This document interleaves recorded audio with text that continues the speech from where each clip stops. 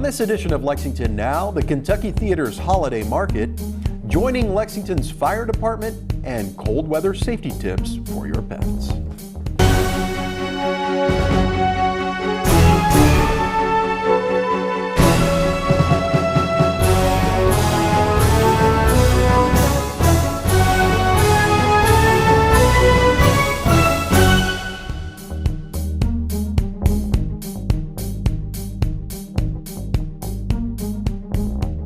I'm Neil Noah, and welcome to Lexington Now for the week of December 12, 2022. Are you looking for that perfect gift for the cinephile in your life? The Kentucky Theater's holiday market may be just the answer you're looking for. I'm Hayward Wilkerson. I'm the director of the Kentucky Theater. I have been on the board of the Friends of the Kentucky Theater for about 6 years, and then when we reopened after COVID, I transitioned to become the director of the theater when we opened back in late December, January. This is the second year we've done something like this. When we reopened last year, it just happened to coincide with the holiday season, and we looked in storage and realized we had 3,000 or 4,000 posters. And we needed to do something with them. They were more than we needed, and we thought this would be a great fundraiser. So we did it last year, and it was phenomenal. I mean, it was a much bigger hit than we thought. Hundreds and hundreds of people in the theater. So we thought, let's do it again, and we have more this year. We have a lot of posters left. If you go backstage, I think we have a pile of posters about that deep. We haven't counted them yet, but it's hundreds, if not 1,000 posters. We will have something for everybody. Some of them will sell very cheaply, as low as $1. We have some that are finer posters, will sell for a little bit more. And since we've been open for a year, we've accumulated a lot of merchandise that's related to the theater. So, of course, anybody that knows the theater knows Fred Mills. We have some great Fred Mills stickers and magnets, and this year we got kind of holiday crazy and we made Santa Fred, so we have that. We have a couple of mugs related to the theater, t-shirts. We're really lucky to have a great line of postcards that we did. Back in the 30s, Lafayette Studios did photographs documenting all of downtown Lexington, and they did maybe 100 of the theater. In that day, in the 30s, there were 7 cinemas downtown, so the competition was intense. So the theaters did a lot of really crazy, wacky things to promote the theater, and most of these postcards document some of these crazy things. So for example, where we're standing in the lobby now, they had set up a miniature golf course because they were promoting a film about golf. There's another of a man dressed in a mummy, as a mummy, in the middle of this lobby because they were promoting some mummy movie. So a lot of great souvenirs of the theater, as well as postcards, and of course, you know, we are a nonprofit, so all of this money goes to support our mission, which is to continue to bring the best in cinema to Lexington. Saturday, December the 17th, we're going to start at 10 a.m. and run to 2 p.m. On the weekend, on-street parking is free, so there should be plenty of on-street parking. Of course, people can also go down to the Helix Garage, which is just a block from us. And if you go behind us on Water Street, don't park in the KU lot, but just down a little bit further is the Phoenix lot. It's a little confusing because they call it the Phoenix Garage, but there's no garage there. It's a surface lot, but folks can park there. Typically on a weekend, people don't have trouble parking. Every year we try to do Christmas classics. Last year, because we were doing sort of a soft opening, we had, 6 or 7. This year we have 12. And we've tried to divide them into 3 categories. We've got your standard classics, White Christmas, The Bishop's Wife, which I'm really excited about. It's Cary Grant, and it's very rarely seen on a large screen. And we're also doing Christmas in Connecticut, which is another favorite of mine with Barbara Stanwyck. Very, very funny film. Then we're doing 3 films that are really very, very family-friendly, aimed at kids, and Frozen is one of those. So there might be a lot of parents cursing us because they're probably so sick of Frozen, but bring your kids down and you can see Frozen. And then we're doing 3 films. We call this our Classics and Not So Classics Film Festival. So we're doing 3 films that are have become kind of cult Christmas classics. So Eyes Wide Shut, Stanley Kubrick, an incredible film. Black Christmas, which is widely considered to be the first slasher film and happens to take place at Christmas. Batman Returns. We're doing Batman Returns. So wide variety of films. They're all $6.50. It's our Christmas present to Lexington. We try to make them as affordable as we possibly can. A lot of people sent suggestions. We did a Facebook poll and asked people what they would like to see, and I think we've got 40 selections, and of course we can only show so many films. But if you didn't make the list this year, Santa has a very long memory, and your selection this year will move to the top of the list for next year. If anybody has any questions, they can call us. It's 859-231-6977, or they can email us at info@kentuckytheater.org, or they can just email me directly, hayward@kentuckytheater.org. Lexington's fire department is looking for capable men and women with a drive to serve their communities. If that sounds like you, a career in fire service could be in your future. I'm Captain McQuell Johnson, Lexington Fire Department, and currently I am going into my 18th year on the job. A general view of Lexington Fire Department, we're the biggest fire department in the state of Kentucky. We cover over 326 square miles. We have currently right now 24 stations. There's talks of the 25th. We have 23 engines. We have 7 ladder trucks. We have 1 heavy rescue. We have 12 EMS buggies, which we call them buggies, which are ambulances, and we have a lot of more frontline vehicles too. In total, we have right at 600 that are sworn employees. So that includes the line personnel, it includes our bureaus, it includes our executive staff. In a year, we can break it down to about 50,000 runs totally combined over a year. So if you do the math on that, we're probably about 130 something calls a day, give or take. Could be more, could be less. We do 80% EMS, which people think that we just fight fires all day, what they see on Chicago Fire. It's not real. 80% of it's going to EMS calls, and majority of that time with fire truck, people don't understand that everyone is either 1, an EMT, or 2, an EMT/paramedic. So you call 911 and you're expecting an ambulance to show up first, and you see a fire engine show up or a ladder truck show up. A lot of people don't understand that we're first responders. And the first word they say is, why are they sending a fire truck? I asked for an ambulance. Well, we're there first because the ambulance might be across town and it might take a little bit to get to. So I think that's one of the biggest things that I would like people to understand as far as what we actually do. First thing in the morning, come in as an officer, I check my emails, check the calendar, see if we have anything on the calendar that we need to get done. Every day we have some type of training that we need to get done. Whether it's an hour or 2 hours every day, we have to get it done. We need roughly 20 hours a month of training. So after that, I let my guys eat breakfast, usually do company inspections after breakfast, do some type of training after company inspections. We always got to make runs throughout the day, still doing that. Working 24 hours together, we're really a tight-knit bunch. So it's very, very, very important that you get along in the station. It makes a big difference if you get along with everybody in the station. Kitchen talk is a big thing for us. A lot of us like to sit around the kitchen table and talk and try to solve the world's problems at the kitchen table, but the only question we can never, ever solve is, where do you want to eat for lunch? It's the one question no one can answer. We spend a lot of time with each other more than we spend with our own families. So we're a very, very tight-knit bunch. So right now, our hiring process is closed. Hopefully, it opens back up in January. And once that opens up, prior to, we will be posting out stuff as far as process is about to open. So the first thing you have to do, you have to apply. So you can go to lexingtonky.gov/fire, and it has all our information about the hiring process. So once you take that written test and you pass, the next step is a CPAT, and that's the Candidate Physical Agility Test.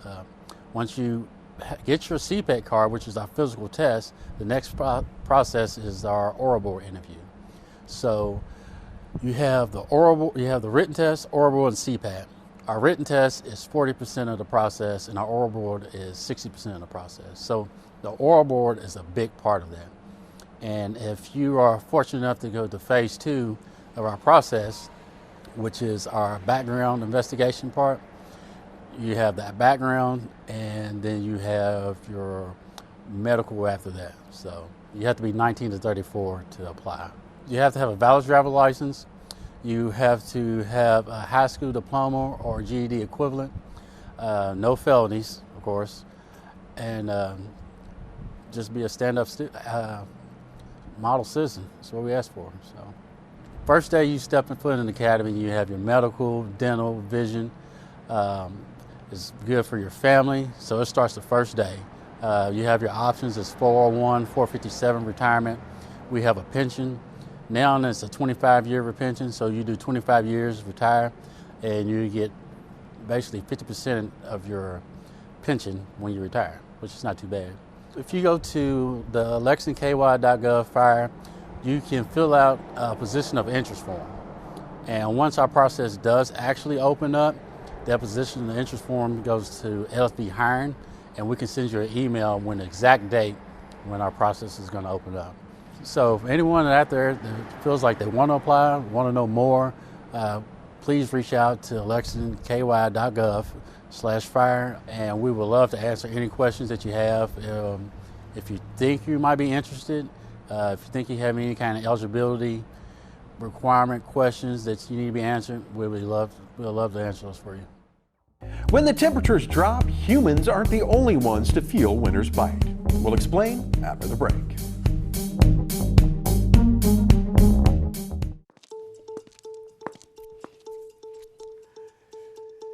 It's time. It's time to get honest about domestic violence. It's time, Lexington. Lexington, it's time. It's time. Domestic violence is a community issue, not a private matter. It's time to get honest. We all know someone who has experienced domestic violence. It's time. Lexington, it is time. It's time.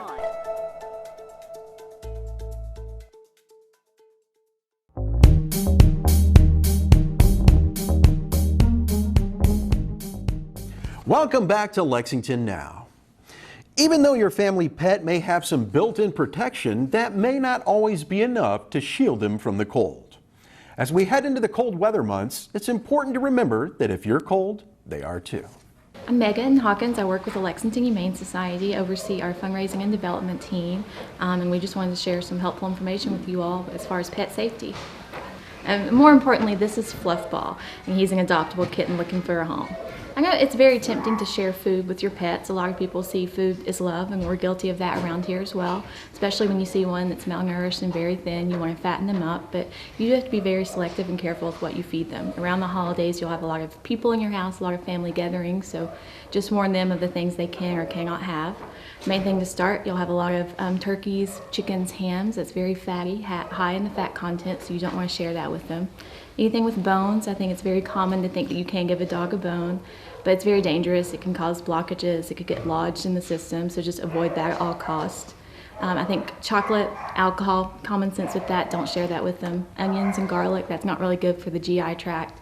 Same thing with grapes and raisins. And I think a lot of us think of a little kitten like this drinking a saucer of milk. Well, in reality, that's not that very good for them, so just avoid any type of dairy as well. So the main thing is just stick with their foods, stick with the treats, things recommended by the vet, and you all should have a good holiday together. Winter weather is here, it's very cold, so that's really one of the number one things that we want to encourage people to let them know about keeping their pet warm and healthy during this cold weather. You know, if you're cold, then they're cold. You have to keep that in mind. If you need a jacket to go outside, feel free to dress up your dog in a jacket or coat before walking them. If you walk your dogs multiple times a day, that's fine, but just limit the time that they are outside. Avoid any icy areas, slippery areas. Check their paws when you do bring them back inside. And that is as far as owned animals, but thinking of strays, Fluffball came in as a stray, and sometimes they look at unsafe areas to keep warm. So before you start your car, you know, just thump on the hood to alert them, to kind of get them to leave before you do start the engine, places like that. But yeah, for the most part, it's the same thing in the summer. If it's too hot for you, too hot for them. Winter is the same thing. Too cold for you to go outside, too cold for them. If they are outside for a while, if they have to be for some reason, try to have it supervised. Have water in a bowl, shelter for them. Make sure the bowl is one that doesn't get frozen over as well, so that they have fresh water available. But a cat like Fluffball would most likely love an inside place right next to the fireplace. Our partner organization is Lexington Fayette Animal Care and Control. So if you see something, say something. If you see animals that are outside for extended periods of time, they don't have shelter, they don't have water, please give them a call, alert them. They will do what they can to take them inside to safety and warmth. The number one thing is hopefully people have their pets microchipped so that if they are located by someone, they can bring them here, they can bring them to a vet and scan the microchip and get their contact information. Hopefully they have tags on, a collar as well, an easy way to locate with phone numbers, a way to reach them. And then always call Animal Care and Control. They're the ones that take in any lost or stray animals. That would be the first thing, is to file a lost report with them. It may not be there the day that you're looking, but if you have the report on hand, they'll keep an eye out for it over the days that hopefully it comes in. So during times of extreme weather, summer and winter, we do see an increase of animals in our care. So we will see a lot more dogs and cats that are picked up by officers with LFACC and then transferred to us. We will see an increase in that over the next few months. And so we just want to have the community be on watch. If you see animals out in cold weather, they're not warm, they don't have shelter, they don't have food, please call. We will have someone come and pick them up and bring them in so that they are taken care of. During the holiday season, people like to think of giving pets as a gift. We really wouldn't recommend that. Having a pet is a lifelong commitment. It's a big responsibility. We want to make sure this is their decision and one that has been thought through before they choose to adopt. So just contact someone. Maybe they can go to visit an animal shelter with you and choose the pet. Maybe you offer to pay for it, something like that. But we wouldn't recommend adopting a dog or a cat and then gifting it to someone during the holidays. I mentioned us having a lot of animals in our care during the winter months and during the holidays, which means that we run on more food. It costs more to take care of them, so we're very reliant upon donations to help us get through. Being a nonprofit, that is our main source of income, to keep taking care of the animals. We have over thousands of animals in our care. We do see an increase. Right now we have a lot of dogs, a lot of big dogs, and those dogs eat a lot. We have gone through our projected food budget for the year in just 4 months, so that is a lot. Earlier, we were doing a big ask for people to donate to us for Giving Tuesday, and luckily that had a good response. But as always, if you can't adopt, if you can't foster, if you can't volunteer, donate. Every dollar makes a difference. Lex Park's annual Food for Fines is wrapping up this week, but there's still time to clear up any parking citations you may have while helping others this holiday season. Food for Fines starts Monday before Thanksgiving, so we're into it now, second day. It'll run through Friday, December the 16th, so 4 full weeks. This is the program where you can bring 10 cans in and get $15 off any citation, whether it's written by Lex Park or the police department. Any multiples of citations, if you're somebody who has a few, you can bring in a bunch of cans. This is our 9th year doing it, and we're super excited. I think if we get similar to what we've done in the past, we'll go beyond 30 tons of food that we've donated to God's Pantry over the past 9 seasons. So we're sitting at about 28 tons through the 8 seasons through last year. And then you can bring your cans down to the Lex Park office at 122 North Broadway. And if you're curious, if you have a citation you can't remember, you can always go on our website and click on the Pay a Citation. Just put in your license plate number and it'll show you if you've got any or not. Back in 2014, some of the staff had gotten together and had a couple of ideas about something like this. So we had heard of a couple of universities doing Food for Fines, and the only city we knew of doing anything like that was Boston. They had a Toys for Tickets. So kind of playing off that Toys for Tots program. So we brought both ideas to our board, and of course in all their wisdom, they kind of lean towards the Food for Fines when you think about food being a very basic necessity. And it's really turned out to be kind of a perfect storm. Nobody likes paying a parking ticket, but most people like helping people. So it's a great way to be able to take care of your account, clean out some old records, and then help people in need. It's no secret, part of what we do is write tickets, and nobody likes that. So it's always nice to have a little PR, but there's different ways that organizations in our community can reach out, and there's so many great organizations. But we had heard about this, and of course we're always looking for ways. We've added a lot of art to our garages and lighting and things like that to kind of create nice spaces in our downtown. But this was just a way that it gives somebody an opportunity to clean out their account, and for us to work with a great program like God's Pantry, where we know it'll go to Central Kentucky and those in need. I think that's probably the main catalyst, is sort of a win-win, where somebody gets to take care of their account and then we get to help people with those proceeds. One of the biggest sprucing up, so to speak, that we've done was the Helix Garage. And really, we had a challenge from Jim Gray, the mayor at the time, not to just fix that garage up. We did $3 million worth of work but it was still a 1960s old, ugly concrete structure right on our main street. So to do what we did, where we did these architectural panels and this great lighting system, which has been so much fun over the years. We have charities coming out of the woodwork. There's people that contact us from all over the United States and say, hey, can you turn it teal for ovarian cancer awareness, or orange for hunger awareness, just different things like that that come up throughout the year, and can create those color schemes. That's a really great way to kind of bring awareness and give back to the community and create a space. But I think we really started with safe and secure. We improved the lightings, we made them cleaner, we made them safer. That's the basic. And then after that, if you can do some more for your community, that's what we've tried to do when we can. Yeah, we were really proud that the Helix in particular, that the Helix garage was voted like one of the top 10 coolest parking garages in America. And so it's pretty incredible the impact that that can make. And then our murals, they've been a lot of fun, and we even have a Black Lives Matter mural on our garage over on Short Street here. So there's a lot of cool things that we've done to sort of include the community and improve the aesthetics of our downtown. Probably one of the things I've been the most excited about that's changed is the ability to pay from your phone. And we've had pay by phone on street for a long time, but now we have these reservations that you can do in the garages. So if you're going to the Opera House or a game at Rupp Arena, you can go online and reserve your parking and get that taken care of ahead of time. And our gates will read QR codes. So you just come up, point your phone at the gate system, gate comes up, and you can go on your merry way. So that's been a really cool, and in this sort of, in light of the pandemic, being a little more touchless and frictionless is what we really try to roll out with a lot of our software and hardware applications. Our website is lexpark.org. You can also follow us on Instagram. We've got a lot of fun stuff on there. We have the Facebook site, so all that, Lex Park or Lexington Parking Authority, you'll be able to find us either way.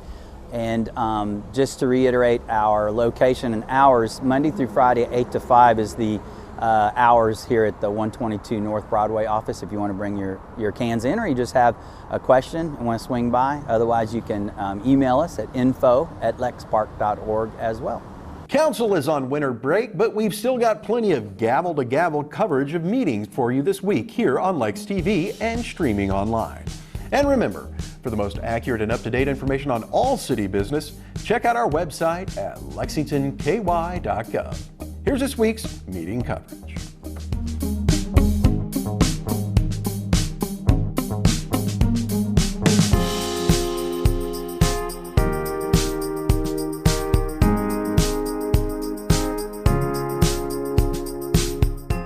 That's all for now, but as always, you can keep up with us on social media. Check out the latest traffic updates on Twitter at LexRex, or catch our live traffic cams on lexingtonky.gov.